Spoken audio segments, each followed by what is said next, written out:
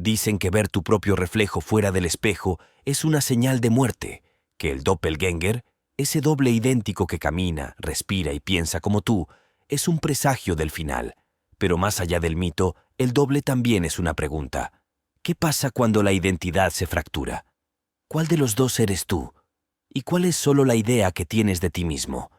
Hoy conocerás los 7 casos más aterradores de doppelgängers documentados en la historia. Prepárate, porque después de este video, no volverás a confiar en tu reflejo. Número 7. Émilie Saget, la maestra que tenía 2 cuerpos. En el año 1845, en Letonia, existía una prestigiosa escuela para señoritas llamada Pensionat von Neuwelke. Era un internado de élite, donde las jóvenes de familias adineradas aprendían francés, literatura, modales y todo aquello que debía saber una dama de la época. Allí trabajaba una mujer llamada Émilie Saget, de origen francés, nacida en Dijon alrededor de 1813. No era una maestra cualquiera. Todos la describían como una mujer amable, dedicada, algo tímida y con una elegancia natural. Enseñaba con paciencia y tenía una reputación impecable, aunque con un pequeño detalle inquietante. En sus últimos empleos siempre la despedían sin una explicación clara. Fue en esta escuela donde se reveló el motivo. Las alumnas comenzaron a notar algo imposible. Émilie parecía estar en 2 lugares al mismo tiempo. Un día, mientras una clase avanzaba con normalidad, las estudiantes vieron a su maestra escribiendo en el pizarrón, y al mismo tiempo su doble exacto estaba de pie junto a ella, imitando sus movimientos con una precisión inhumana, pero con una diferencia perturbadora. El segundo cuerpo no tenía color ni sombra, como si fuera un reflejo pálido, una copia incompleta de la realidad. Las jóvenes, aterradas, lo contaron a la dirección, pero el fenómeno continuó. Durante el almuerzo, algunas alumnas vieron a Émilie en el comedor, mientras que otras la veían simultáneamente caminando por el jardín. Y en otra ocasión, la más famosa de todas, un grupo de 42 alumnas estaban reunidas en el salón de costura. Émilie estaba en el jardín, visible a través de la ventana, mientras arrancaba flores tranquilamente. De pronto, su figura se duplicó dentro del salón, sentándose en la silla del frente, inmóvil, con el mismo rostro sereno, pero sin expresión. Las niñas miraron horrorizadas cómo 2 Émilie Saget coexistían al mismo tiempo. Una viva, moviéndose entre las flores, y otra transparente, inmóvil, silenciosa, dentro del aula. Una de las alumnas, valiente o curiosa, se acercó al doble y trató de tocarlo. Dijo que su mano atravesó algo así como una resistencia invisible, como si pasara por aire denso o tejido de humo. Lo más extraño de todo era la relación entre Émilie y su copia. Cuando el doble aparecía, la verdadera Saget se quedaba pálida, exhausta, sin fuerzas, como si aquella imagen fuese un desdoblamiento literal de su energía vital. Ella misma admitió nunca haber visto a su otro yo, pero sabía cuándo aparecía, porque sentía una presión interna, una especie de vacío, como si una parte de sí misma se escapara del cuerpo. La historia fue documentada por Robert Dale Owen, un escritor y político escocés estadounidense, quien investigó el caso directamente y lo publicó en su libro Footfalls on the Boundary of Another World, 1859. Él recogió el testimonio de Julie von Guldenstube, una de las alumnas testigos, quien juró haber presenciado todos esos eventos junto a más de 40 compañeras. Después de aquello, Émilie fue despedida, una vez más, por causar inquietud entre las estudiantes. Se sabe que trabajó en 18 escuelas distintas y en todas, tarde o temprano, sucedía lo mismo. Su rastro se pierde poco después de 1846. Nunca se supo qué fue de ella. El caso de Émilie Saget sigue siendo uno de los relatos más documentados de un supuesto doppelgänger en la historia moderna. No fue un rumor, ni una aparición solitaria, sino un fenómeno colectivo, con decenas de testigos. Y lo más perturbador de todo es la interpretación que muchos dieron después. Que su doble no era un fantasma, sino una proyección viva de su conciencia, un desliz del alma fuera del cuerpo. Tal vez Émilie no tenía 2 cuerpos, sino uno solo que no sabía dónde debía estar. Número 6. Abraham Lincoln, el reflejo de su muerte. Abraham Lincoln, el 16º presidente de los Estados Unidos, es recordado como uno de los líderes más trascendentes de la historia moderna. Su presidencia marcó la abolición de la esclavitud, la Guerra de Secesión y la redefinición de lo que significaba ser una nación. Pero detrás de su rostro solemne, Lincoln era un hombre profundamente melancólico, obsesionado con la muerte y las señales del destino. Quienes lo conocieron decían que tenía una mirada triste y una mente inclinada hacia lo sobrenatural. La historia ocurrió poco después de su primera elección en 1860. Según el propio testimonio de Lincoln, una noche, agotado por la campaña, decidió sentarse en el sofá de su casa en Springfield, Illinois. Frente a él había un espejo, y al levantar la vista, vio algo que lo dejó helado, dos reflejos de su rostro. Uno era el suyo, normal, vivo, reconocible. El otro, ligeramente detrás del primero, era pálido, espectral, como si la sangre hubiera sido drenada de su piel. No era una ilusión fugaz. Permaneció allí varios segundos, mirándolo directamente. Lincoln se levantó sobresaltado, se acercó al espejo y la imagen desapareció. Pensó que era cansancio, pero días después la visión volvió. Otra vez su rostro duplicado, uno con el color de la vida, otro con el tono grisáceo de un cadáver. Intrigado y asustado, Lincoln lo comentó con su esposa, Mary Todd Lincoln, quien era conocida por su interés en el espiritismo y las premoniciones. Ella interpretó la visión de inmediato. El rostro pálido eres tú, después de morir. Desde entonces, Lincoln comenzó a hablar de aquel reflejo como un presagio. Lo veía como si su destino ya estuviera escrito, y lo cierto es que su vida estaba llena de símbolos de muerte. Poco después, le contó a un amigo que había tenido un sueño perturbador. En la Casa Blanca, caminaba por los pasillos y oía llantos. Preguntó quién había muerto, y un soldado le respondió: el presidente. Lo asesinaron días más tarde. El sueño se hizo realidad. El 14 de abril de 1865, durante una función en el Teatro Ford, en Washington, Abraham Lincoln fue asesinado de un disparo en la cabeza por el actor John Wilkes Booth. Tenía 56 años. Muchos cronistas de la época, incluidos sus secretarios y allegados, aseguraron que el presidente estaba convencido de que moriría pronto. Había mencionado su reflejo doble más de una vez y hasta se burlaba con ironía de su propia imagen fantasmal. Hoy en día, los historiadores suelen explicar la visión como un efecto óptico, producido por la luz irregular de las lámparas de gas y los espejos antiguos. Pero más allá de las explicaciones técnicas, lo inquietante es cómo Lincoln interpretó ese suceso. No como una curiosidad, sino como una advertencia. Era el doble que venía a recordarle su destino, la sombra anticipada de su muerte. En palabras de un biógrafo, Lincoln no fue asesinado de repente, sino lentamente, desde el día en que se vio morir reflejado.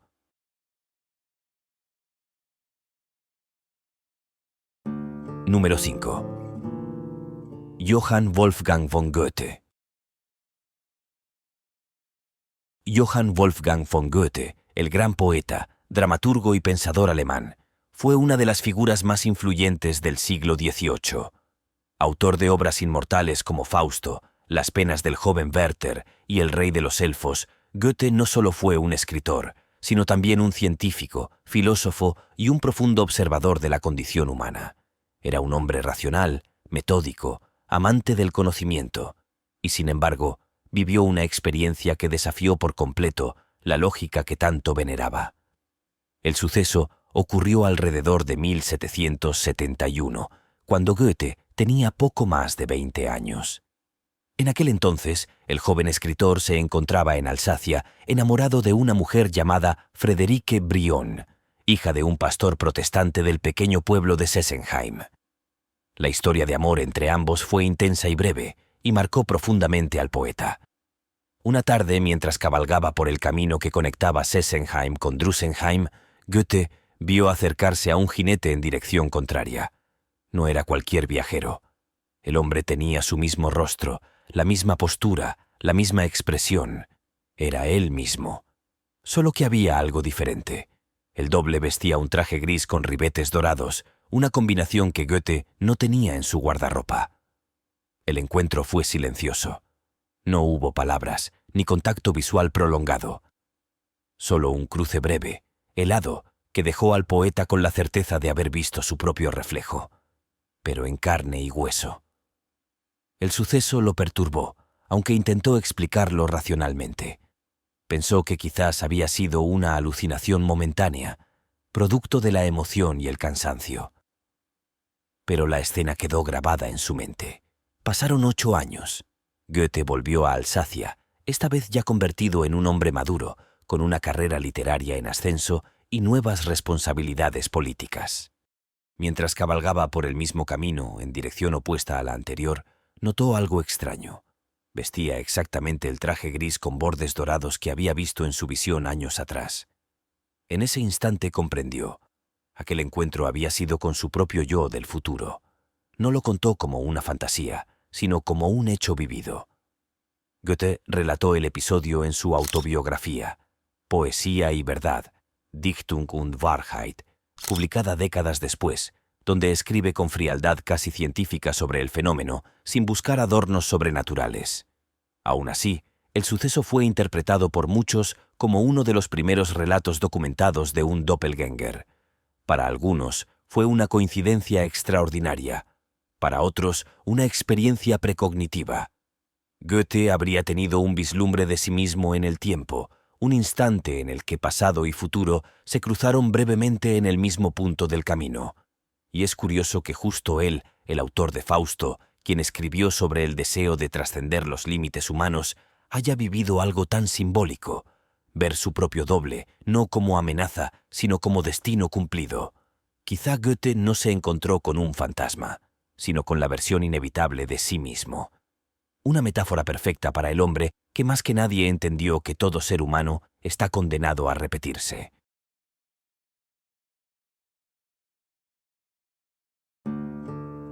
Número 4. Percy Bysshe Shelley. Percy Bysshe Shelley fue uno de los grandes poetas del romanticismo inglés. Nació en 1792 y, aunque murió joven, dejó una huella inmensa en la literatura con obras como Prometeo liberado, Ozymandias y Adonais. Era un hombre idealista, rebelde, enemigo de la autoridad y del dogma religioso, pero también profundamente atormentado por su propia mente. Su vida estuvo marcada por el exilio, los escándalos, la pobreza y una sensación constante de estar viviendo en los límites de la realidad.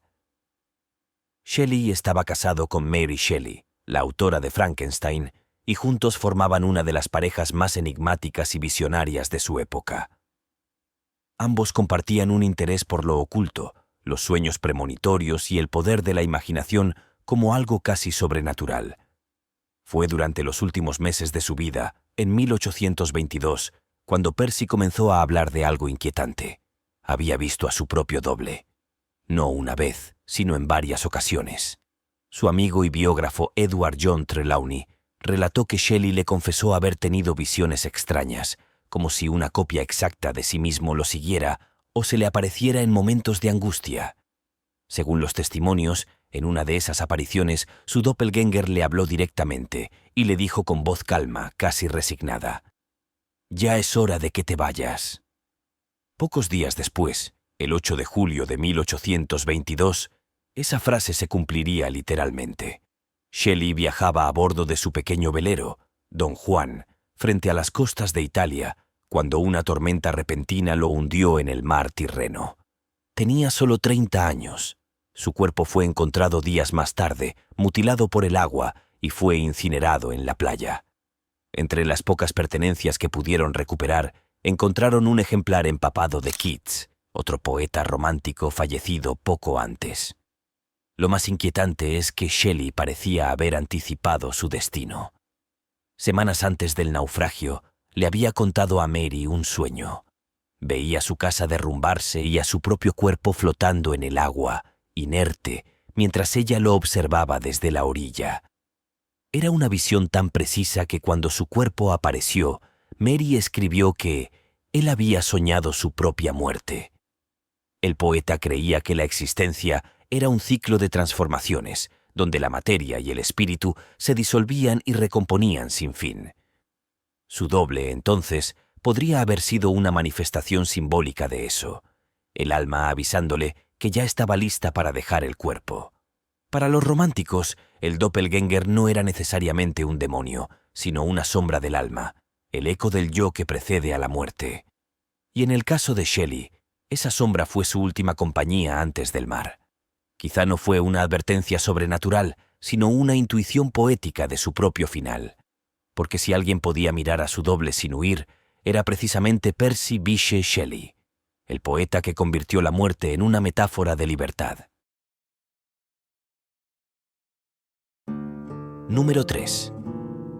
Catalina la Grande, el doble en el trono. Catalina II de Rusia, conocida como Catalina la Grande, fue una de las mujeres más poderosas de la historia. Nació en 1729 como Sofía Augusta Federica de Anhalt-Zerbst, una princesa alemana que terminó convirtiéndose en la emperatriz del imperio más vasto del mundo. Gobernó Rusia durante más de 3 décadas, desde 1762 hasta 1796, consolidando el poder imperial, expandiendo las fronteras y promoviendo el arte y la filosofía ilustrada. Era brillante, calculadora, y poseía una ambición inquebrantable. Pero también, como todo monarca absoluto, vivía rodeada de intrigas, sombras y supersticiones. En los últimos años de su vida, cuando ya era una mujer envejecida y solitaria en el Palacio de Invierno de San Petersburgo, comenzó a circular una historia perturbadora. Alguien había visto a la emperatriz 2 veces. Una noche de 1796, los guardias del palacio irrumpieron en su cámara privada para darle una noticia insólita. Aseguraban que Catalina estaba sentada en su propio trono, mientras ella descansaba en sus aposentos. Los soldados y sirvientes juraron haberla visto con sus mismas vestiduras imperiales, con la corona, el cetro y una serenidad helada en el rostro. El doble no hablaba, pero se comportaba como una soberana real, dando la impresión de que estaba presidiendo una audiencia invisible. Cuando le contaron el hecho, Catalina, que no creía fácilmente en rumores, decidió comprobarlo. Ordenó ir inmediatamente al salón del trono, y allí, según los relatos posteriores, vio a su doble con sus propios ojos, una réplica exacta de sí misma, inmóvil en el trono dorado, mirando hacia la nada. La emperatriz, aterrorizada pero fiel a su carácter autoritario, gritó una sola orden: «¡Disparen a ese impostor!».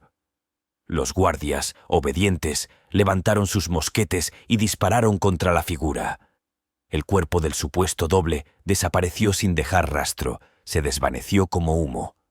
A partir de ese día, Catalina cayó en una profunda inquietud.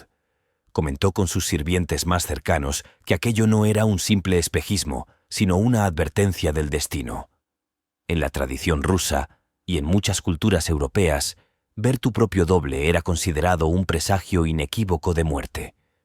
Semanas después, el 17 de noviembre de 1796, Catalina la Grande sufrió un derrame cerebral mientras se encontraba en su baño. Murió horas después, sin haber recuperado la conciencia. La historia del doppelgänger del trono fue narrada por múltiples testigos de la corte, entre ellos algunos funcionarios que habían servido durante su reinado. Y aunque los historiadores modernos suelen considerarla una leyenda palaciega, posiblemente inventada para dar un aire místico a su muerte, lo cierto es que la coincidencia temporal es escalofriante. Catalina fue una mujer que desafiaba a Dios, a los zares anteriores y hasta a su propio esposo, a quien derrocó. Pero ni siquiera ella pudo dominar la última rebelión, la de su reflejo. Su doble no vino a reemplazarla en el trono. Vino, quizás, a recordarle que ningún poder, por absoluto que sea, puede salvarnos de la fragilidad de lo humano.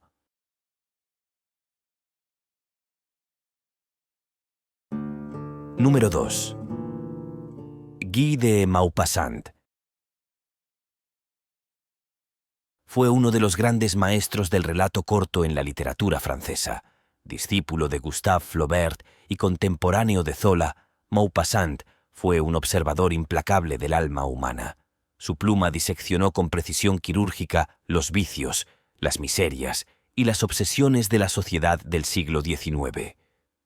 Pero también fue un hombre atormentado. Detrás del éxito y la elegancia de su prosa se escondía una mente que lentamente se desmoronaba. Nació en 1850 y desde joven mostró una inteligencia brillante, aunque también una tendencia a la melancolía. A los 30 años ya era famoso en París. Sus cuentos se publicaban en todos los periódicos y su estilo, realista, mordaz, pero profundamente humano, lo había convertido en una figura admirada. Sin embargo, la sífilis, enfermedad que había contraído en su juventud, comenzó a afectar su sistema nervioso y su mente. Fue entonces, en los últimos años de su vida, cuando Maupassant comenzó a experimentar lo inexplicable. Veía a su propio doble. El escritor relató que su otro yo aparecía de pronto, silencioso, con el mismo rostro, la misma voz, y se sentaba frente a él para dictarle historias. Decía que podía oírlo claramente, que sus labios se movían y que lo que el doble escribía mentalmente coincidía con lo que él mismo estaba redactando en la hoja. Era una presencia constante, tan real que Maupassant llegó a decir: «Mi doble me mira escribir, y cuando me detengo, continúa él». De esta experiencia nació una de sus obras más perturbadoras, El Orla, escrita en 1887. En el cuento, un hombre empieza a sentir que una entidad invisible habita su casa, bebiendo su agua, respirando su aire y finalmente controlando su mente. Con el tiempo, el narrador llega a creer que el Horla, ese ser intangible, lo está reemplazando, robándole su identidad. Muchos críticos han interpretado el relato como una metáfora del delirio de Maupassant, una confesión velada de su miedo a perder la cordura y a ser sustituido por su propio reflejo interior. Pero el límite entre ficción y realidad se fue borrando para él. Comenzó a hablar con su doble incluso en público. En una ocasión, un sirviente lo encontró manteniendo una conversación animada con alguien invisible. Cuando Maupassant se dio cuenta de que lo observaban, se enfureció y gritó que su otro yo lo estaba perturbando. En enero de 1892, intentó suicidarse cortándose el cuello con una navaja. Fracasó y fue internado en el asilo de Passy, donde pasó sus últimos 18 meses completamente fuera de la realidad. No reconocía a sus amigos, apenas hablaba, y solía mirar fijamente las paredes, como si esperara que de ellas saliera alguien. Murió en 1893, a los 42 años, consumido por la locura. Y hasta el final, según los médicos, seguía convencido de que su doble lo había reemplazado, de que el verdadero Guy de Maupassant había desaparecido tiempo atrás. El caso de Maupassant es uno de los más estremecedores porque combina lo psicológico con lo metafísico. No se trató de un encuentro con una sombra, sino de un enfrentamiento con su propia mente. Su doppelgänger no era un espectro, sino la encarnación de su desintegración interior, el reflejo tangible de una conciencia fragmentada. Y en cierto sentido, Maupassant tenía razón. Su doble sí lo reemplazó. Porque, aunque el cuerpo murió en el asilo, su reflejo, ese otro yo hecho de palabras, locura y literatura, sigue vivo en cada lector que se adentra en el Orla. Número 1. La historia moderna del doppelgänger del hospital. En 2009, en un hospital de Hannover, Alemania, un grupo de enfermeras aseguró haber presenciado algo imposible. Aquella noche, una paciente de edad avanzada, internada por una enfermedad respiratoria grave, falleció alrededor de las 3 de la mañana. Su deceso fue confirmado oficialmente, su cuerpo fue cubierto con una sábana y los trámites habituales se iniciaron. Hasta ahí, nada fuera de lo normal. Pero minutos después, mientras el personal seguía en la sala de control, una enfermera regresó pálida, temblando, diciendo que había visto a la paciente caminando lentamente por el pasillo, con la misma bata blanca el mismo paso cansado e incluso con los mismos sonidos arrastrados de su respiración. Pensaron que se trataba de una confusión o un malentendido causado por el cansancio, hasta que otras 2 enfermeras afirmaron lo mismo. El protocolo del hospital exigía verificar las cámaras de seguridad. En las grabaciones, efectivamente se veía a la mujer, o a alguien idéntico a ella, desplazándose por el corredor, deteniéndose frente a una puerta y luego entrando en una habitación. Sin embargo, al revisar esa habitación, se descubrió que estaba vacía. Nadie entró ni salió después de esa figura. Los registros mostraban que, según la hora de la grabación, la mujer ya llevaba más de 20 minutos oficialmente muerta. No había posibilidad de error. El incidente se archivó como un evento sin explicación racional, aunque varios miembros del personal pidieron ser trasladados de turno después de aquella noche. En los pasillos se empezó a hablar del doppelgänger del hospital, y como suele pasar, las cámaras fueron retiradas poco tiempo después, alegando motivos de privacidad. Desde entonces, el caso se ha convertido en uno de los ejemplos modernos más inquietantes del fenómeno, una aparición idéntica al original, sin sombra, sin temperatura, pero con una presencia tan sólida que la tecnología la registró. En la tradición del doppelgänger, ver a tu doble es presagio de muerte.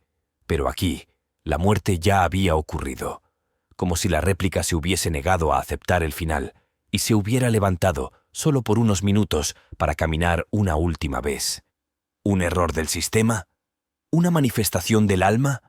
¿O el eco físico de un cuerpo que todavía no entendía que había dejado de existir?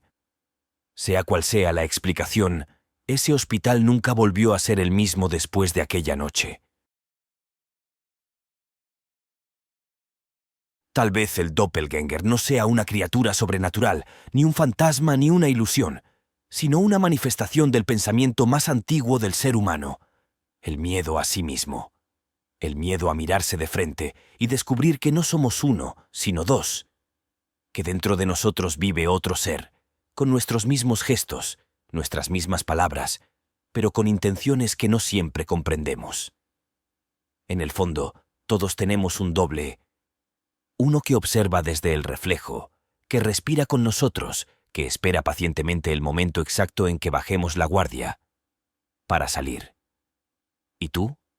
¿Alguna vez sentiste que alguien idéntico a ti te observaba desde el otro lado?